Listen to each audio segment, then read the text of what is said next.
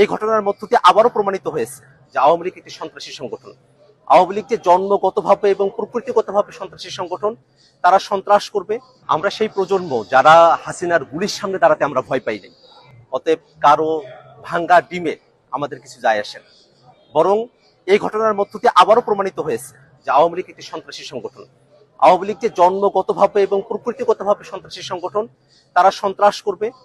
তারা বাংলাদেশের মানুষ যারা স্বাধীনতাকামী আছে, বাংলাদেশপন্থী মানুষেরা আছেন, যারা জুলাই অভ্যুত্থানের পক্ষে শক্তি আছেন, তাদের উপরে তারা হামলে পড়বে।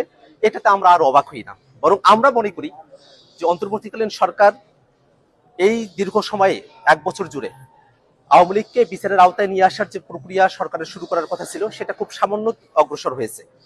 আওয়ামী লীগের যেসব সন্ত্রাসীরা বাংলাদেশ থেকে পালিয়ে এসেছে, তারা বিদেশের বিভিন্ন জায়গায় তারা এখনো সন্ত্রাসের শখ করছে।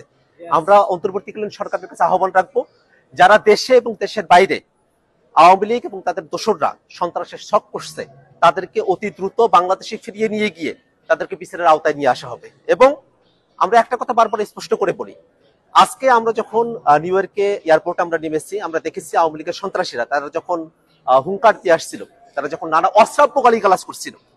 আপনারা জানেন যে আমাদের যুগ্ম সদস্য সচিব তাসিম জারা আপু, তিনি আমাদের সঙ্গে এসেছেন, তাকে উদ্দেশ্য করে নানা ধরনের অশ্রাব্য গালিগালাজ করা হয়েছে, আমাদের উদ্দেশ্য করে অশ্রাব্য গালিগালাজ করা হয়েছে। আমরা মনে করি এটাই আওয়ামী লীগের চরিত্র।